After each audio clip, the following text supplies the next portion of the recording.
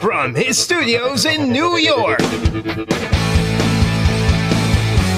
it's time for Wake Up Call with Dan Tortora, where sports meets life.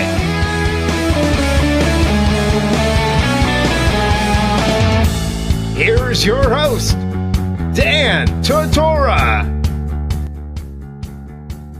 Welcome back here to Wake Up Call with Dan Tortora on WakeUpCallDT.com, your one-stop sports shop, and on MixLR.com/WakeUpCallDT. Very proud to be here with you every Monday through Friday from 9 a.m. to 11 a.m. Eastern Time, if not a little bit later, as we do like to under-promise and over-deliver and give you some more of that show. We got a lot coming up today. I am more than happy to have this gentleman back on the show. He is no stranger to the broadcast, spends a lot of time with us, and that is Mike Aresco, Commissioner of the American Athletic Conference and a Commissioner of the Power Six. Mike, how are we doing today? Good morning, Dan. Doing well, thank you. Hope you are too. Absolutely, and I want to start with UCF because what I found to be interesting is that Pat Narduzzi, Pittsburgh's playing in Central Florida this week, and Pat Narduzzi, who I've spent a lot of time around, a lot of time speaking with, he had made the statement when they asked him about UCF. He said, well, we're playing a national champion. And there has, obviously the NCAA record books has now regarded UCF as a national champion this past season. Pat Narduzzi, a coach going up against him, says national champion. Other people are saying it. Is it fair to say, is it a fair assessment, and do you feel like there should be no conversation of them not being a national champion? Oh, we support it because the Kali matrix, one of the computer polls that is recognized by the NCAA, named them a national champion. Why wouldn't you seize on that, and why wouldn't you proclaim that? But that's in the past. We're really focused on this year, Dan, and having all our teams do well and compete for either a playoff spot or a New Year's Six bowl. But yeah, no, I have no problem with that, and I'm glad people acknowledge it. I'm glad people refer to it. I said all along that UCF had cemented itself as a national brand, very important in the development of our conference, and this is obviously evidence of it. And when we look at UCF, Mackenzie Milton, I put some polls out there that came back with an astounding yes for Mackenzie as far as Heisman hopeful. You as the commissioner of this conference overseeing all of these 12 football programs, what can you say about Mackenzie Milton? Because I know that you watch these games, you travel around and whatnot. He seems like one of those talents that's not just a talent inside of the American, but a talent nationally, especially when you go back and watch the tape. Oh, no question. But to that, I would say, though, that we've had a lot of players who are national, again, nationally recognized talents. And when you look at our NFL draft picks over the past 5 years, and we've had almost as many, virtually as many as the Big 12 the last 2 years. You had more than they did 2 years ago. We've had great players in this league, and they're in the NFL, and they're playing well, and they can play with anyone. And that's one of the problems, I think, in alluding to that, Dan, and that is this whole G5 business. Mackenzie shouldn't be considered with the others because, he plays in our league. That's nonsense. Our league's a really good league, and when you watch Mackenzie Milton play, you realize he's a special talent. He really is. He could play for anyone. He would be an outstanding quarterback for anyone in the country, and believe me, there are plenty of top P5 teams that would love to have him. And, again, I hope he gets into the Heisman conversation. I think it's more important that his team do well, and I think he feels that way. I think he's a team player. We'll see where that goes. But he's a remarkable talent. But we've had so many great players. When we did our 5-year tournament team, Dan, I think Keenan Reynolds ended up being our quarterback. But that means that Blake Bortles and a host of other outstanding quarterbacks, Greg Ward, and just many, many, many quarterbacks didn't necessarily make that, and look at how good they were. So, this league's been deep. We have a lot of great players. We have a lot of great players this year. You have Ed Oliver. You have Tony Pollard as a return man. Darrell Henderson might be as good a running back at Memphis as there is in the country. We can play with anyone. Our top players can play with anyone. Our teams can play with anyone. And again, Mackenzie, I think, is a reflection of that. Speaking here with Mike Aresco, the commissioner of the American Athletic Conference. Mike, like you said, your players can play with anyone inside of the American Athletic Conference. I want to go a little bit deeper into that because I know that you have the numbers and you keep track on all this as you should, because the success rate is really remarkable and tremendous for this conference. And I know that coaches bring it up on the teleconference from week to week and whatnot. Just what you could say about, the quote-unquote Power Five, that, you have teams that are going up against these schools inside the SEC, the Big 12, the ACC, the Big 10, and the Pac-12. And you're getting a lot of victories throughout this. They're happening this season. They're happening every season that the American really has been around. Well, yes. As a matter of fact, I think we're up to 32 now over the past 3+ years. 4 weeks into this season, we've won 6 this year. We've got a few more that we could potentially pick up. Obviously, there were a few games that we lost to the Hurricane, but we've typically done well against the P6 and the other P6 as we call it, Dan. But we also play a lot of those games on the road, and we play some. Where we don't get a home return, although fewer and fewer. We're not that kind of conference now, and we don't want to play those games if we don't have to. But we've done very well against them. We've done well against them in the bowl games. We were 3-1 this past year. We've won our 3 big New Year's Day bowl games against those kinds of teams. Again, we can play with anyone, and I think UCF could have played with anyone in the playoff. I think Houston, prior to them, could have played with anyone. That UCF team that beat Baylor could have played with anyone. Our best teams have always been in that, and that's true of most conferences. Most conferences, the middle and the lower tier isn't going to necessarily compete with the top tier as well. That's true in every conference, and ours is probably no different. But we go 6 or 7 deep with really good teams. We've got a few now that need to be programs that need to be rebuilt, but only a few. And we've seen tremendous progress with Cincinnati and East Carolina. They contributed a lot to the league in the early days. They fell back, but now they've hired, people that are coaches that are rebuilding them. So this league is never going to just stand still and accept mediocrity in any way, shape, or form. Mike, you had made the statement, obviously, when you look at the other P6, as you call it, inside of the American Athletic Conference and the success that you've had.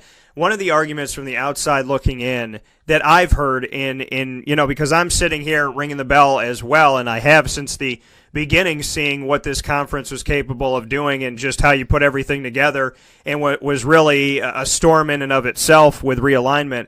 So when we look at this, one of the arguments on the outside is, okay, they're playing other teams, they're playing teams in the Big 12, the Big 10, the ACC, the Pac-12, the SEC and so on, but they're not playing the top team, the upper echelon, the number one. You had just made the statement of, we don't have to play these games like maybe we used to, because we're not going to force ourselves to have to play this if we don't have to.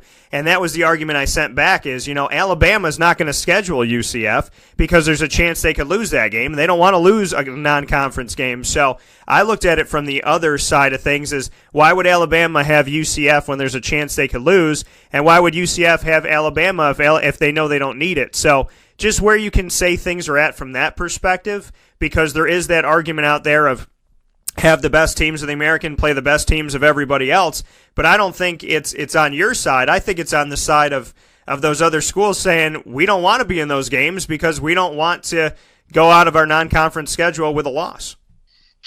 Well, first of all, we play a lot of the really top teams, and what I was alluding to, Dan, was the bye games. Just going up and playing at Ohio State or at Michigan and not getting a return. I'm not fond of those games. We do a few of them from time to time, but that's what I was talking about. We're willing to play anyone. We've got home and aways with Oklahoma coming up in the next decade. We've got home and aways with Miami, home and aways with Penn State, home and away. We have a home and away with Stanford, UCF. They get Stanford next year. They get Wisconsin next year. We've played the top teams. We played Oklahoma and Louisville, Houston a few years ago when they were both number 3 in the country. We play Notre Dame. Temple's played them. Navy's played them.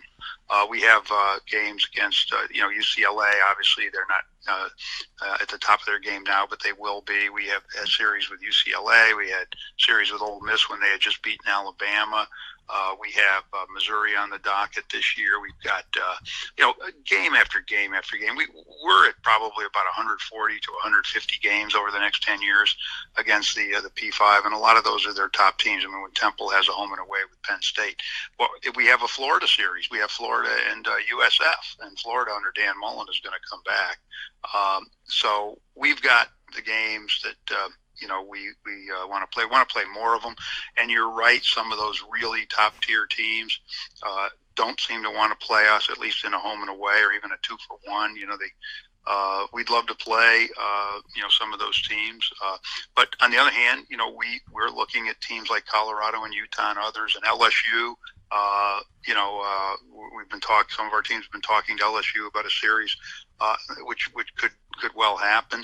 We've got Auburn on the schedule over the next few years. We had Texas this year, obviously with Tulsa. We've just got a bunch of those games, Dan. So we don't shy away from playing anyone, and that's how we've built this league. Really, look at the high-profile wins we've had. And Temple almost beat Notre Dame a few years ago when they were 9th in the country. They did beat Penn State by 17 points. UCF has beaten Penn State over the last 5 years, almost beat them twice. We've beaten Louisville a few times. We've had success against a lot of top teams. And again, that's how you build your brand. That's how you build your league. We wish that we could get even more of them. Some of them just won't play us, but that's changing. I mean, I think they realize we're a good league. I think they realize they'll get credit, from the College Football Playoff Committee. I think scheduling exigencies mean that we can get those games. I mean, the proof of the pudding is the 140 to 150 or so that we scheduled already, and we'll continue to do that. That coming from Mike Aresco, the commissioner of the American Athletic Conference. And Mike, you and I have talked about this a lot. I want to get into two things that are really, really big, but really quick on this one. Just what you can say about, is this conference to the point where the conversation should be over by now and there should not be a continuation of is it this and is it that? I mean, I think that you have well passed this. I think that your docket has shown this. I think that if you sat down with a binder and opened up the binder, there's more than enough information to state your case. Do you feel that way at this point? I do. On the other hand, I also recognize that it's always a struggle to, when you've been relegated as we have to this so-called G5 status, it's always a struggle to get back. You just have to keep making your case. But yes, I think we've done enough. And look at this year's another example. We had a great year last year. We had a team that was obviously at the top and could have played and beaten anyone and proved it by beating Auburn the way they did in the Peach Bowl. We've had teams like that before, Houston a few years before, UCF again prior to that, Memphis, other teams that are as good as any in the country and have played really well and had big wins. So we've done it. But, we still have to worry about the perception. It's going to be there, Dan, until we actually become an official autonomy conference or, and then we automatically, I guess, become a P6, so to speak. That's going to take, a little more time, but we're going to continue to do what we're doing. I do think, though, that, as you said, we've done enough. I mean, this year's a perfect example. We've had a great year. Cincinnati wasn't expected to get down and beat UCLA in the opening game at the Rose Bowl, and they did. And then we had the two wins in our national doubleheader on ABC. Houston demolishing Arizona, and USF coming back to beat a Georgia Tech team that will be competitive in the ACC. And then we had a surprise win, East Carolina demolishing North Carolina. And again, this is early. We're hopeful that we can get a few more of those wins, but we've had a good opening month. I just think this conference, will just continue to get better. We recruit better. We have a great exposure. We have a brand now, and I don't see why we can't sustain and build on this success. Two final pieces here with the commissioner of the American Athletic Conference. Going off of what you said, the build toward autonomy, is that a hope and a desire and a reality down the road for this conference? I really think it is. I know there are skeptics, and I understand why there would be skeptics, but it's not like the world doesn't change, Dan, and things don't move. I mean, TCU was out in the wilderness for how long, and now, they're in the Big 12. And, if our programs were suddenly a P6, all it would really be doing is, essentially establishing what they've already done, in a more official way. I think that we can get there. I really do believe that. I know, again, as I said, I know there are skeptics, but as I did say in my media day speech, there would have been a lot of skeptics around George Washington and his colonial army when they were fighting the British, and they wouldn't have been given much chance. But we all know how that one turned out. And in our case, we have surprised everyone over our 5-year existence. We're in our 6th year now. As a reconstituted conference, why can't we continue to do that? So I do think that we've got a real shot. I think it's going to be hard, Dan, to keep us out. I really believe that, because the system won't have credibility if our teams are really good, and we just don't have the kind of shot that the others have, or we don't have the kind of recognition.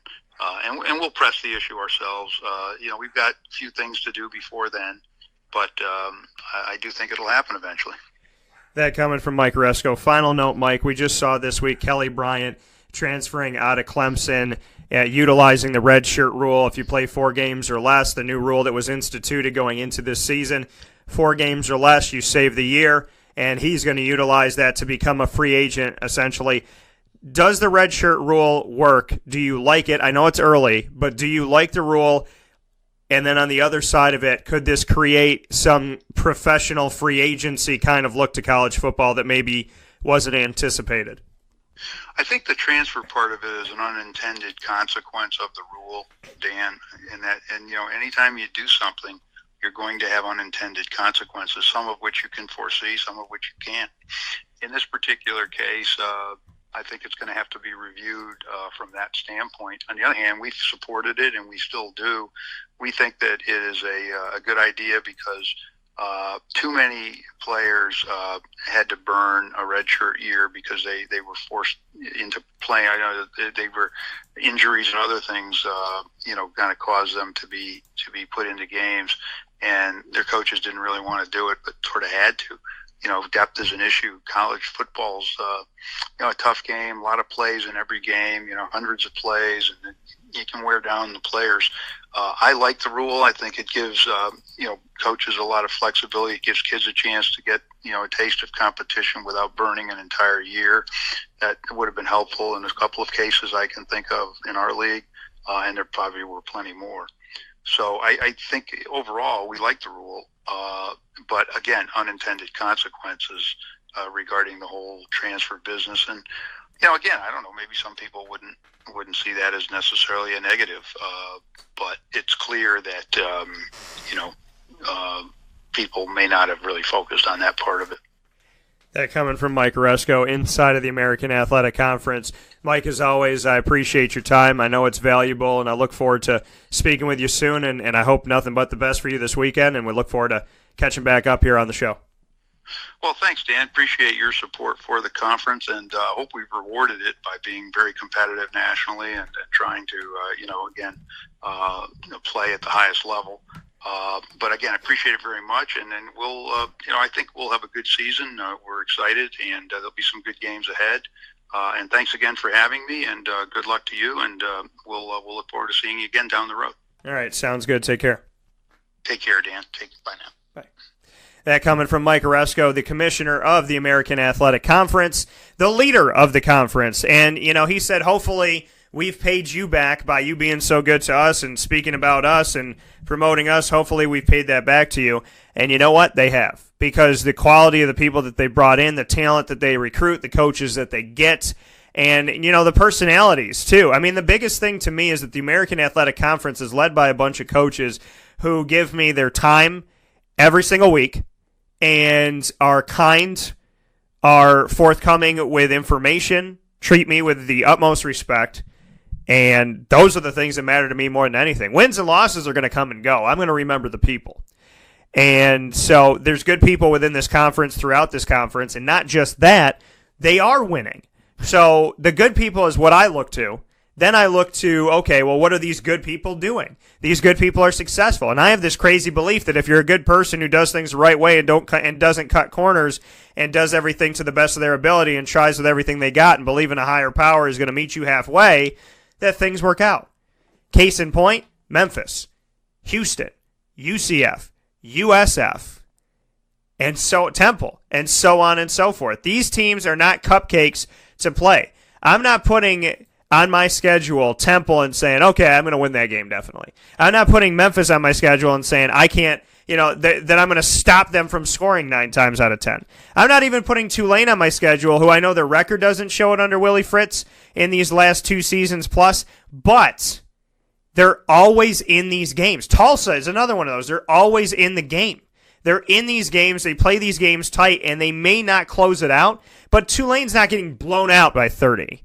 They have a bad game, obviously, this season that they play against a team that I think right now is in the college football playoff with Ohio State. So, yeah, they lost that game by 43, but I'm saying that is not a normalcy for Tulane. Okay, there's a lot of teams around this country of the 130 that are out there that would get spanked by Ohio State by a lot of points. Okay, Penn State trounced Pittsburgh, and I don't think Pittsburgh's that bad inside of the ACC.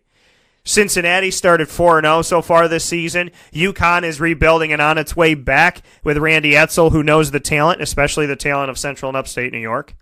So there's some good that's there. They've struggled to score the ball way before he came back. Bob Diaco struggled to score the ball for years upon years upon years before Randy Edsall returned. SMU just got their first win under Sonny Dykes against Navy. So there are some good things that are inside of this conference, a lot of good things inside of this conference. And UCF, that speaks for itself. Mackenzie Milton is a Heisman Trophy. In my opinion, he's a Heisman Trophy finalist. In my opinion, UCF is one of the best teams out there in college football. If you want to prove me wrong, then I hope your team goes and plays them. Because whoever they've gotten, they've taken down. Including Auburn, which I think was a game that was set up by the College Football Playoff Committee and said, okay, you know what? They want to be in the College Football Playoff. They're not going to be, but throw Auburn at them and have them kind of understand where they are and where they sit in reality, and then they'll leave us alone.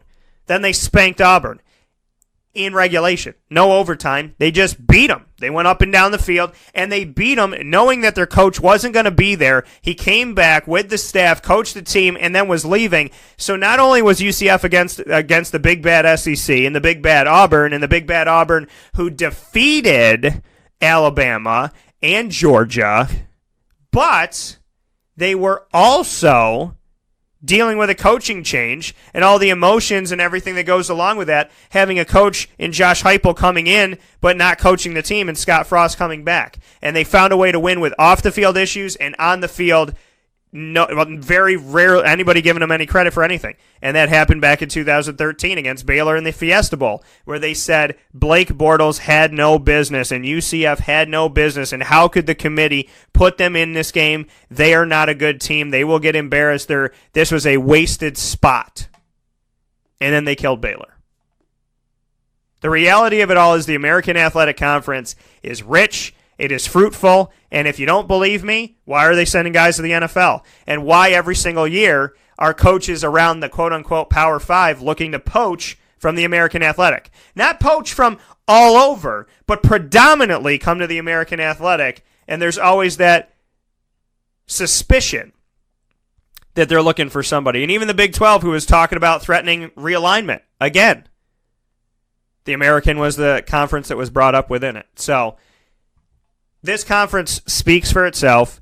They work hard every single day. So to Mike's credit and to the credit of all the institutions, God bless and much appreciation and respect to you. There are 13 teams in the conference because Wichita State is there outside of football and Navy is there for football.